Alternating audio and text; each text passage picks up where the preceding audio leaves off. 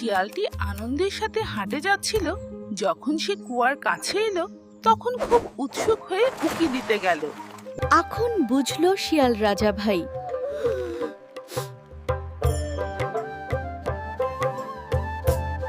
দেখো ছাগলটি কেমন দয়ালু। শিয়ালের কান্না শুনেই সে ছুটে এলো। আমরাও সবার প্রতি। এই কুয়োর জল খুব মিষ্টি, বন্ধু খেয়ে দেখবে নাকি? রুবাহটি চালাক হলো। বন্ধুরা, শিয়াল খুব চালাক। সে নিরীহ ছাগলকে বোঝালো কুয়োর মধ্যে গুপ্তধন আছে। আহ, কি মজা! আমিও নামছি। এই গল্প থেকে আমরা শিখি যে শিয়াল যখন কূপের মধ্যে উকি দিচ্ছিল, তখন সে পিছলে গেল এবং ধুম করে পড়ে গেল। চিন্তা করো না বন্ধু, তুমি তোমার পিঠটা দাও, আমি উঠে তোমাকে টেনে তুলছি।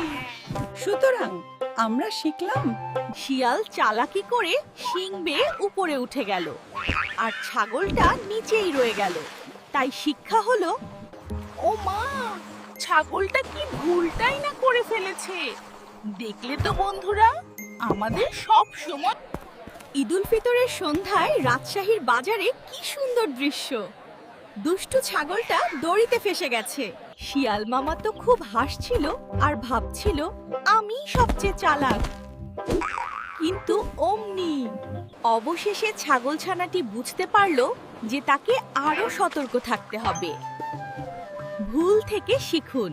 শিয়াল মামা খুব অহংকার করে তার চালাকির কথা বলছিল, কিন্তু হায়, অহংকারের ফল ভালো হয় না। শোনো, অচেনা কাউকে দেখলে সব সময় সতর্ক থাকতে হয়। যারা জ্ঞানী তাদের কথা শুনতে হয়। শিয়াল মামা মাছ চুরি করে মহা খুশি, কিন্তু বিবেক কি আর ছাসে। শিয়াল ভেবেছিল সে খুব চালাক, কিন্তু লেজে পা দিয়ে যেই পড়েছে সবাই হেসে উঠেছে। এক ছিল শিয়াল যে খুব চালাক ছিল। সে সবাইকে বোকা বানাতো। কিন্তু একদিন শিয়াল তার কচ্ছপ আর খরগোশের দৌড় শুরু হলো। খরগোশ ভাবলো একটু ঘুমিয়ে নি, কিন্তু কচ্ছপ হার মানলো না। শীতের সকালে পিঠা উৎসবে সবাই খুব আনন্দ করছিল।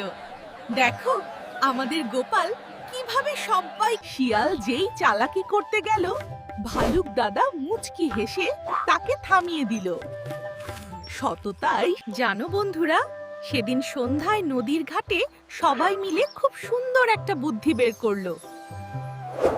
শিয়াল ভাবে, ইস, কাজটা ঠিক হয়নি। সত্যি অনুতাপই মুক্তির পথ। ওরা কতদিন পর আবার এক হলো। জানো, সময় সত্যই সব কষ্ট ভুলিয়ে দেয়। শুভ দুর্গাপূজা।